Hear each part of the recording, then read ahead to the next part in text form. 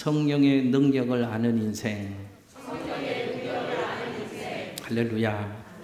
우리 교회가 그러고 여러분들이 그러셨으면 좋겠습니다. 요한복음 14장부터 오늘 본문이 있는 요한복음 16장까지를 이름하여 뭐라고 부르는가 하면 예수님의 고별 설교 또 다락방 강화라는 이름으로 부르고 있습니다. 무슨 뜻인가? 다락방에서 행해진 예수님이 하신 설교, 예수님의 강론이라는 뜻으로 다락방 강화 또 예수님의 고별 설교 이런 이름으로 부르고 있습니다. 상황과 내용은 이런 것입니다. 이제 예수님이 십자가에 달려 돌아가시기 위해서 로마의 군병들에게 잡히기 불과 몇 시간 전에 그런 상황 속에서 예수님이 이제 그 안타까운 마음, 간절한 마음으로 남겨진 제자들을 바라보면서 남겨진 제자들에게 들려주시는 유언과도 같은 말씀이 오늘 본문 말씀 그리고 요한복음 14장에서 16장까지 집중적으로 기록되어져 있습니다. 그래서 의미가 있는 말씀이고 중요한 말씀입니다.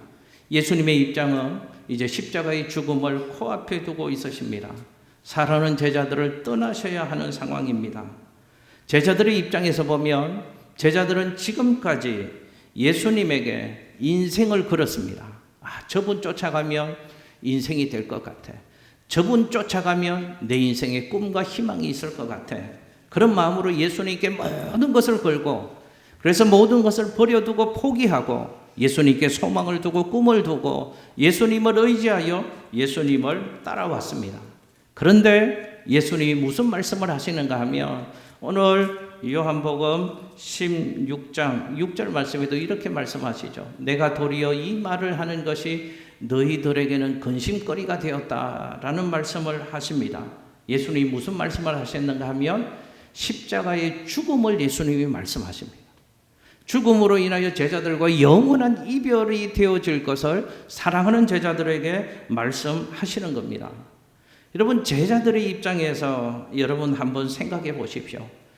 그렇게 예수님께 꿈과 소망을 두고 예수님께 올인하고 예수님을 쫓아가는 제자들인데 모든 것을 버려두고 모든 것을 포기하고 예수님께만 꿈과 희망과 소망을 두고 쫓아가는 인생들인데 예수님이 지금 하시는 말씀이 십자가에서 죽음을 말씀하신다는 거죠. 그래서 제자들과 영원한 이별을 말씀하시는 겁니다.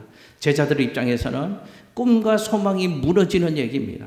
제자들의 입장에서는 하늘이 무너지는 얘기를 예수님이 지금 제자들에게 하고 계시는 겁니다. 어쩌면 제자들의 운명도 예수님이 그리하셔야 되는 것처럼 십자가에 달려 죽어야 되는 이런 위기의 인생이 될 수도 있는 상황이라고 예수님이 말씀하시는 겁니다. 그 얘기를 들은 사랑하는 제자들의 마음이 어땠을까요? 이러지 않았겠습니까? 염려했을 것입니다. 근심했을 것입니다. 두려웠을 것입니다. 불안했을 것입니다. 그런 어두운 마음들로 제자들의 마음이 가득 채워져 있었을 거죠.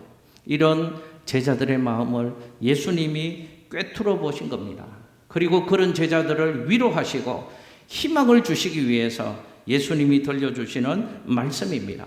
근심과 두려움과 불안과 또 악한 마음을 이겨내도록 예수님이 한 가지를 약속해 주셨습니다. 그게 성령 강림을 예수님이 제자들에게 약속해 주셨습니다. 사랑하는 양천교회 성도 여러분, 우리 하나님은 어떤 하나님이신가? 우리 하나님은 우리가 인생길을 걸어가다가 때로 근심하고 낙심하고 마음이 무너지는 순간을 경험할 때 성령으로 우리를 위로하시고 우리를 도와주시는 좋으신 하나님이신 줄로 믿습니다. 눈물 나는 인생 골짜기를 나 홀로 지날 때가 있으시잖아요. 그때에도 성령으로 우리를 견디게 해주시는 하나님이십니다. 처참한 인생의 들판을 나 혼자 하염없이 눈물 흘리며 달릴 때에도 성령을 통하여서 우리 안에 기쁨을 빼앗기지 않도록 우리를 위로하시고 우리를 도와주시는 하나님이십니다. 그 홀로 걷는 그 들판 속에서도 오히려 우리의 눈을 하늘을 향하여 들게 하시고 하나님 주시는 영원한 산소망을 가지고 힘을 내어서 그 인생의 다른 박질을 경주할 수 있도록 우리와 함께 하시며 우리를 위로해 주시는 분이 우리 하나님이신 줄로 믿습니다. 자, 도대체 성령이 누구신가 하는 겁니다. 성령이 어떤 분이시냐 하는 겁니다. 하나님은 성령을 통하여 우리를 위로해 주시고 성령을 통하여 우리를 도와주시는 하나님이신데 그 성령님은 어떤 분이시냐 하는 것이죠. 근심과 절망과 낙심과 불안의 인생 속에서 우리를 위로해 주시는 성령님, 다시 우리를 회복시켜 주시는 성령님, 그래서 우리가 인생길 걸어갈 때 감사하고 찬양하고 춤추며 우리 인생길을 노래하며 걸어갈 수 있도록 도와주시는 그 성령님은 도대체 어떤 분이시냐 하는 겁니다. 여러분, 오늘은 교회 절기로 6월 둘째 주일 성령 강림 주일입니다. 부활절에서 50일째 되는 날을 성령 강림절 오늘이라고 얘기하는 겁니다. 어떤 의미가 있는가? 이제 부활하셔서 성천하시기 전에 예수님께서 남겨진 제자들에게 성령을 보내주실 것을 약속하셨는데 마가다락방에 그 약속하신 성령이 임하신 것을 기념하는 절기가 성령 강림절기입니다. 성령 강림절은 교회의 3대 절기입니다. 성탄절, 부활절과 함께 성령 강림절은 교회의 3대 절기입니다. 성령 강림, 하나님이 보내주신 성령을 통하여서 이 땅 역사 가운데 교회가 탄생하는 출발이 되기도 했습니다. 하나님 보내주신 성령, 그 하늘의 지혜와 능력을 덧입은 하나님의 사람들이 변화되어집니다. 죽음을 두려워하지 않고 복음을 전하는 사람들로 변화되어지고 그들이 담대함으로 전했던 복음의 역사를 통하여 이 땅 가운데 말로 설명할 수 없는 하나님 나라의 놀라운 역사들이 일어나게 된 것이죠. 저는 오늘 성령 강림 주일을 예배를 드리면서 이런 마음으로 우리 성도님들과 함께 말씀을 나누고 싶습니다. 2000년 전 오순절날 마가다락방에 약속하신 성령, 불처럼 바람처럼 임하셨던 그 성령님, 그 성령님 교회를 교회답게 세워주시고 하나님의 사람들에게 담대한 믿음과 능력을 주셔서 하나님의 역사를 감당하게 하셨던 그 성령께서 오늘 이 시간 우리에게도 오셔서 한없는 위로와 한없는 은혜와 한없는 능력을 우리에게 부어주시는 은총이 있게 되시기를 예수님 이름으로 축복합니다. 성령님 어떠신가, 어떤 분이신가 저 따라서 한번 해보실게요. 보혜사 성령. 자, 성령님은 보혜사시다 하는 말씀을 주십니다. 보혜사의 의미를 저와 함께 나눠보겠습니다. 여러분 화면에 요한복음 16장 7절 말씀을 같이 한번 읽겠습니다. 시작. 그러나 내가 너희에게 실상을 말하노니 내가 떠나가는 것이 너희에게 유익이라. 내가 떠나가지 아니하면 보혜사가 너희에게로 오시지 아니할 것이요 가면 내가 그를 너희에게로 보내리니. 아멘. 자, 보십시오. 지금 근심하고 있는 제자들, 두려워하고 있는 제자들, 불안에 낙심하고 있는 제자들에게 처음으로 예수님이 성령에 관한 말씀을 들려주십니다. 예수님이 계셔야지 제자들에게는 좋을 것 같은데 오히려 떠나가시고 예수님이 떠나가셔야지 보혜사를 보내주시겠다 약속하시는 장면이죠. 그런데 여기서 보혜사라는 말은 성령을 의미하는 것입니다.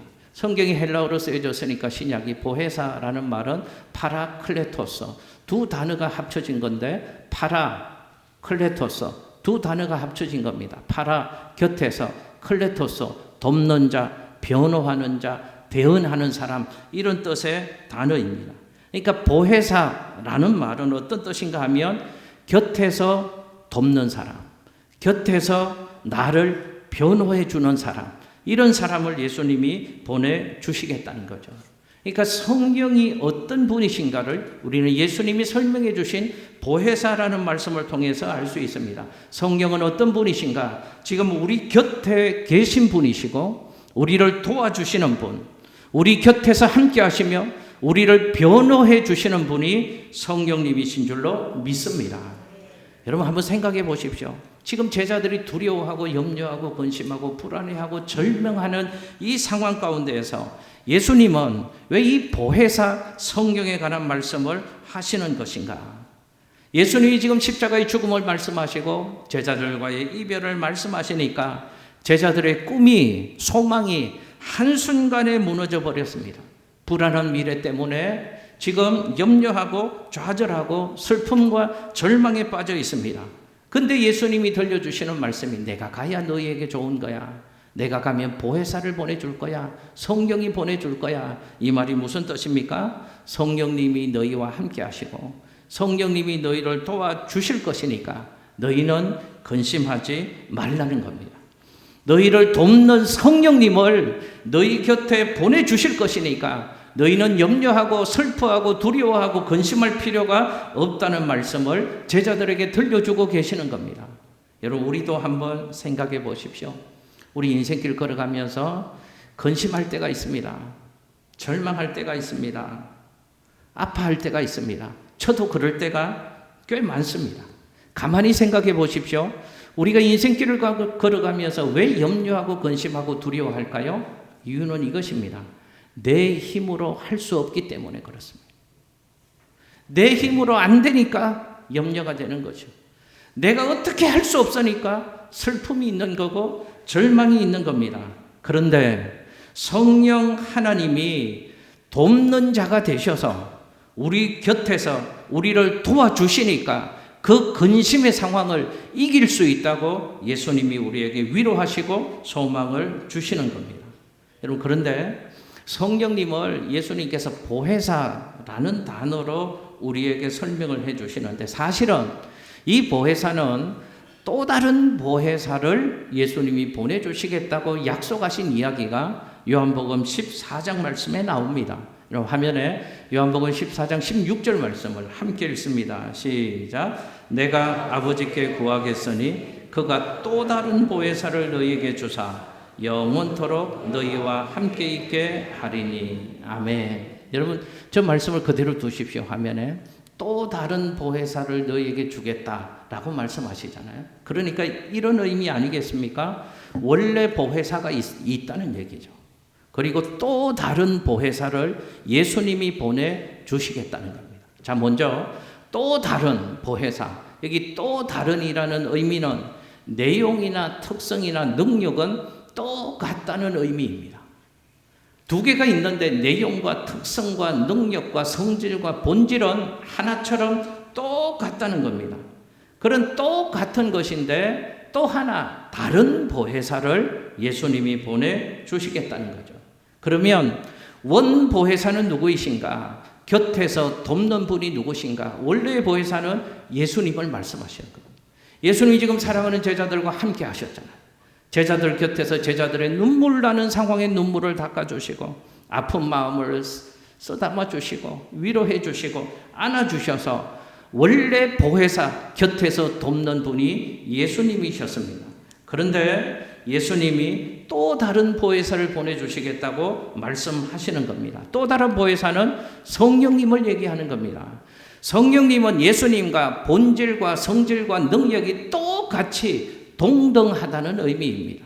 그러니까 영으로 예수님이 우리 곁에 오셔서 예수님은 지금 십자가의 길을 가시고 제자들을 떠나가시지만 또 다른 보혜사 성령으로 예수님이 영으로 오셔서 육으로 함께 하셨던 예수님처럼 우리와 함께 하시며 성령으로 우리를 도와주시고 성령으로 우리를 인도해 주시겠다는 약속을 예수님께서 들려주시는 겁니다.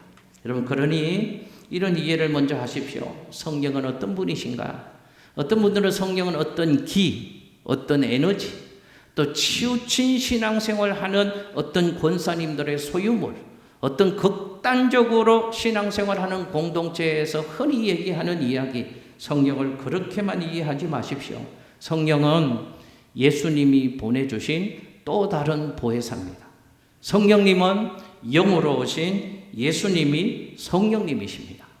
화면에 요한 1서 2장 1절 말씀을 같이 한번 읽겠습니다. 시작. 나의 자녀들아, 내가 이것을 너희에게 쓰면 너희로 죄를 범하지 않게 하려 함이라. 만일 누가 죄를 범하여도 아버지 앞에서 우리에게 대언자가 있으니 곧 의로우신 예수 그리스도시라. 아멘. 자, 이 말씀도 그대로 띄워주십시오. 우리에게 대언자가 있답니다.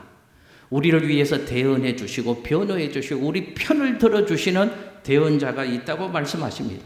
그런데 우리에게 있는 대언자가 누구시라고요? 의로우신 예수 그리스도가 우리의 대언자랍니다. 그런데 요한 1서 2장 1절에서 말하고 있는 대언자와 아까 읽었던 요한복음 16장 14장에 있는 보혜사라는 말이 헬라어 원어로 똑같은 단어를 쓰고 있습니다. 무슨 단어를 쓰는가? 파라클레토스, 곁에서 돕는 자, 곁에서 변호하는 사람, 곁에서 대리하는 사람.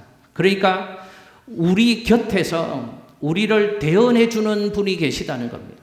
우리 곁에서 우리를 돕는 분이 계시답니다. 그분이 누구시라고요? 예수님, 성령님이랍니다. 여러분 잘 이해하십시오. 그러니까 예수님은 지금 하나님 보좌 우편에 계신 보혜사가 예수님이라는 겁니다. 그리고 성령님은 우리 곁에 보내어진 보혜사를 성령님이라고 예수님이 우리에게 교훈하는 겁니다. 여러분 잘 생각해 보십시오. 우리는 어떤 존재인가? 저와 여러분이 이렇게 앉아 있지만 우리 보기에는 시시한 인생일 수 있지만 우리는 참으로 대단한 존재입니다. 왜요? 하늘에서 우리를 돕는, 우리를 대언해 주시는, 우리를 변호해 주시는 예수님이 계십니다.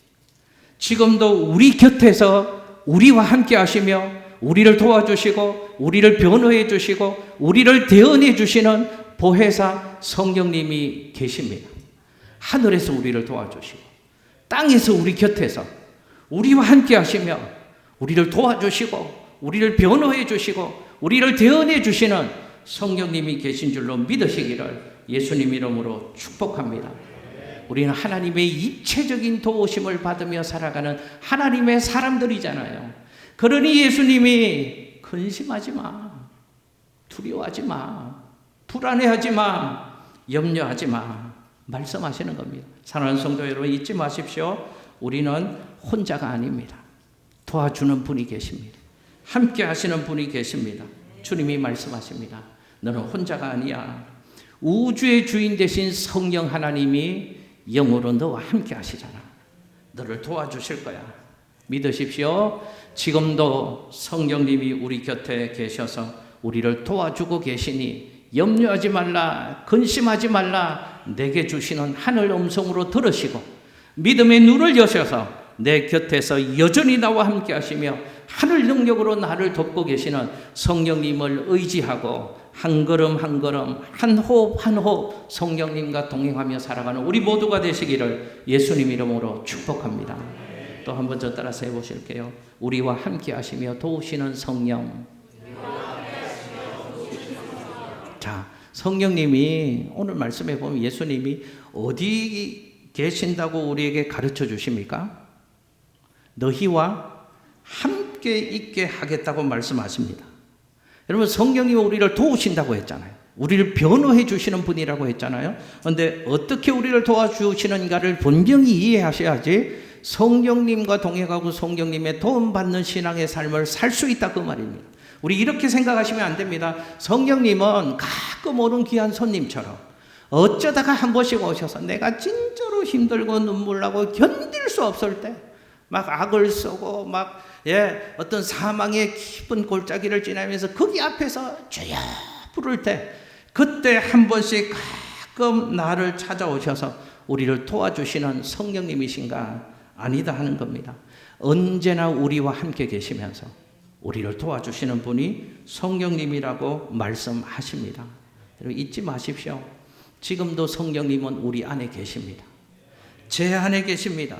여러분 안에 계십니다. 여러분 곁에서 지금도 저와 여러분을 도와주시는 줄로 믿으시기를 예수님 이름으로 축복합니다. 그러니 염려하지 말라고 주님은 말씀하시는 거죠. 그런데 의외로 많은 분들이 성령님에 대한 바른 이해를 갖지 못해서 성령님의 역사를 체험하지 못하는 경우가 참 많이 있습니다. 성령님이 나와 함께하고 계신다. 다른 표현으로 하면 성령님이 내주하고 계신다. 이 사실을 바르게 이해하지 못하는 분들이 계십니다. 그럴 수 있다 싶습니다. 왜냐하면 성령님에 대한 바른 교육을 받지 못했으니까요. 성경을 통해서 성령님이 어떤 분이신가를 바르게 이해하지 못하면 그럴 수 있습니다. 또 교회나 찬양이나 집회 가운데에서 성령이 오신다, 또 성령을 받으라 이런 표현 때문에 성령은 오시기도 하고 가시기도 하고 성령은 받기도 하고 또 없어지기도 하고 이런 분으로 오해하는 경우가 많이 있습니다. 그러나 성경을 어떻게 이야기하시는가 하면 성령은 오셨다가 가신다, 있다가 없다 그런 분이 아니라고 가르치십니다. 성령은 내 안에 내주하고 계시고 나와 함께 하고 계신다고 성령은 말씀하십니다.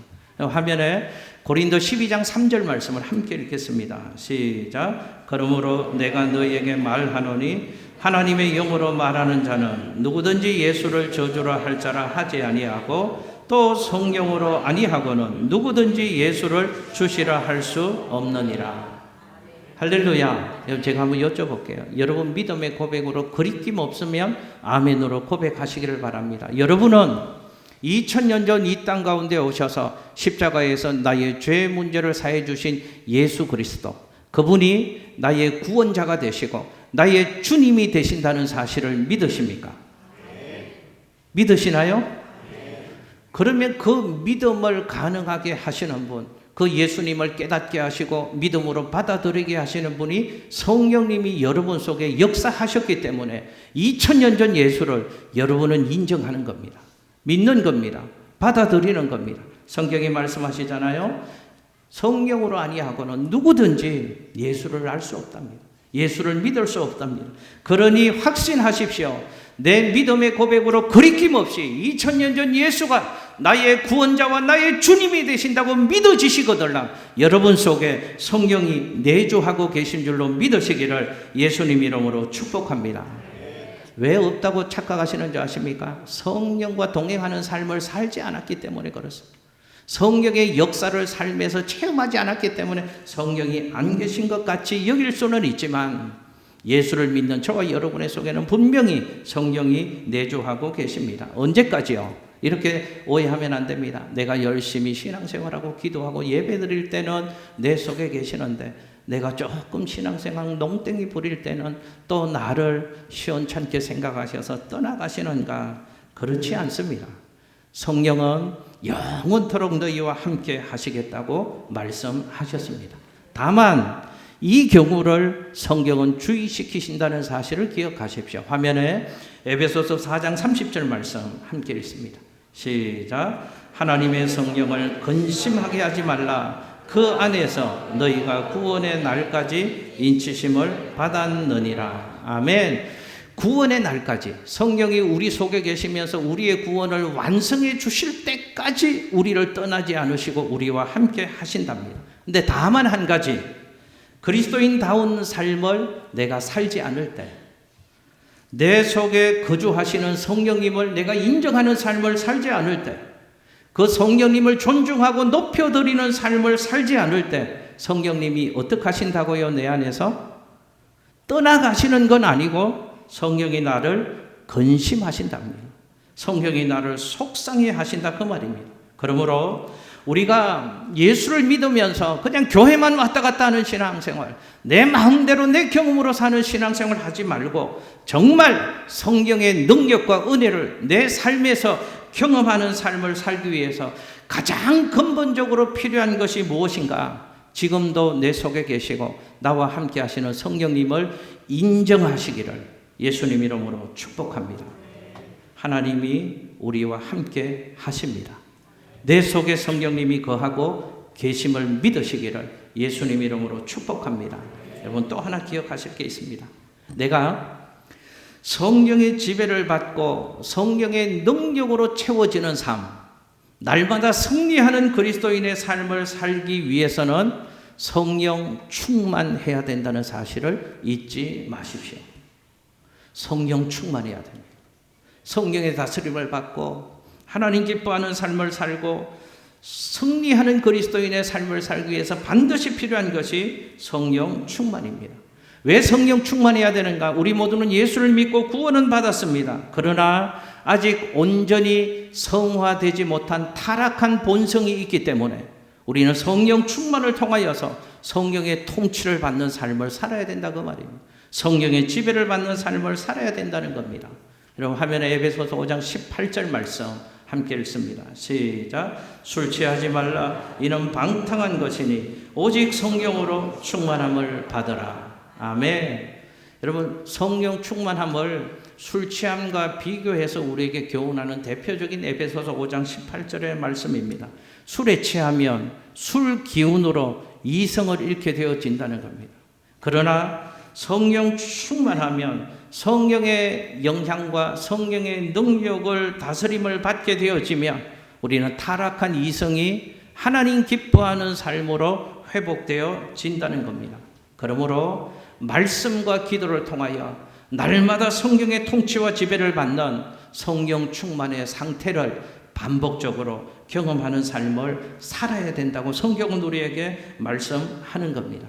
성령 충만하면 이 말은 어떤 이상한 상태에 사로잡히는 게 아닙니다. 성령 충만의 본질은 통치와 지배의 개념입니다. 내 생각, 내 말, 내 계획, 내 인생의 가치관이 성령의 통치를 받는다는 겁니다. 성령의 지배를 받는 겁니다. 그러면 하나님의 뜻을 위해서 살아가는 인생이 되어지죠. 하나님의 영광을 위해서 살아가는 인생이 되어지는 겁니다. 승리하는 그리스도인의 삶을 살 수 있게 되어지는 겁니다. 축복해 드립니다.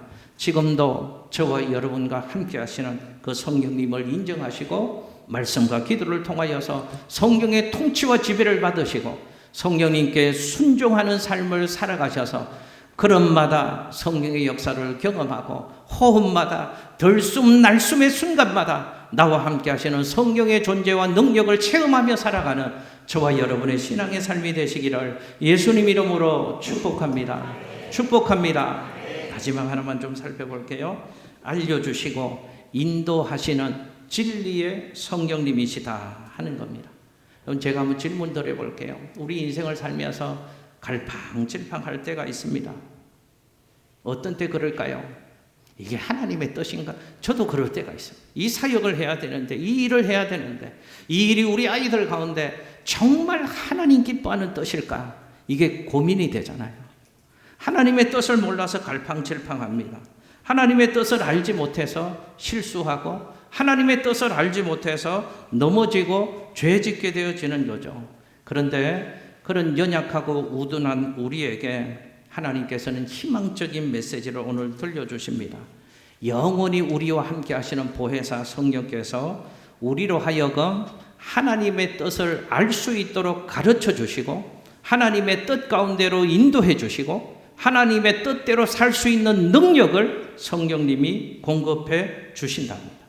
화면에 요한복음 16장 13절 말씀 함께 읽습니다. 시작. 그러나 진리의 성령이 오시면 그가 너희를 모든 진리 가운데로 인도하리니 그가 스스로 말하지 않고 오직 들은 것을 말하며 장래 일을 너희에게 알리시리라. 아멘. 할렐루야.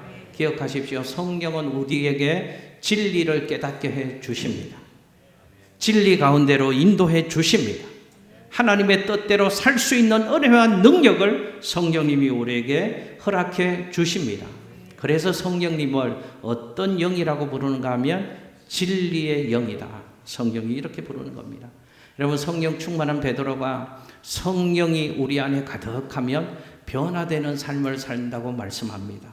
우리 안에 저와 여러분에게도 성령이 충만하게 되어지면 어떤 인생으로 변화되어지는가, 이런 은혜가 있기를 소원합니다. 화면에 사도행전 2장 17절 말씀입니다. 시작. 하나님이 말씀하시기를 말세 내가 내 영을 모든 육체에 부어주리니 너희의 자녀들은 예언할 것이요 너희의 젊은이들은 환상을 보고 너희의 늙은이들은 꿈을 꾸리라. 아멘. 할렐루야. 여러분, 성령이 역사하시면 환상을 보고 꿈을 꾸고 예언하는 사람으로 바뀌어지는 은혜가 있는 줄로 믿습니다. 자, 잠깐만 살펴볼게요. 특별히 자녀들에게 성령이 임하시면 뭘 하게 된다고요? 자녀들은 예언하게 된답니다. 우리의 자녀들이, 여러분 가정의 자녀들이 예언하는 하나님의 사람으로 바뀌어진답니다. 그런데 여기서 예언을 잘 이해하셔야 됩니다. 앞길을 점치는 것으로 예언의 성령으로 인한 변화의 삶, 예언하는 인생으로 해석해서는 안 됩니다. 물론 성경에는 앞의 일을 예견하는 예언의 은사가 있습니다. 그러나 오늘 이 말씀에서 성령이 임하실 때 예언을 한다는 말은 앞으로 되어질 일을 바르게 말하는 사람이 되어진다는 겁니다. 하나님의 뜻을 말하고 하나님의 뜻을 선포하는 사람이 되어진다는 겁니다.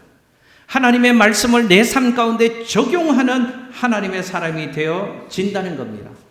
우리의 자녀들에게 성경이 임하시면, 성경이 그들의 삶을 통치하시면 그냥 막 살아가는 인생이 아니고요, 내 인생 가운데 이루어질 하나님의 뜻을 말하고 선포하는 사람으로 바뀌어진다는 겁니다.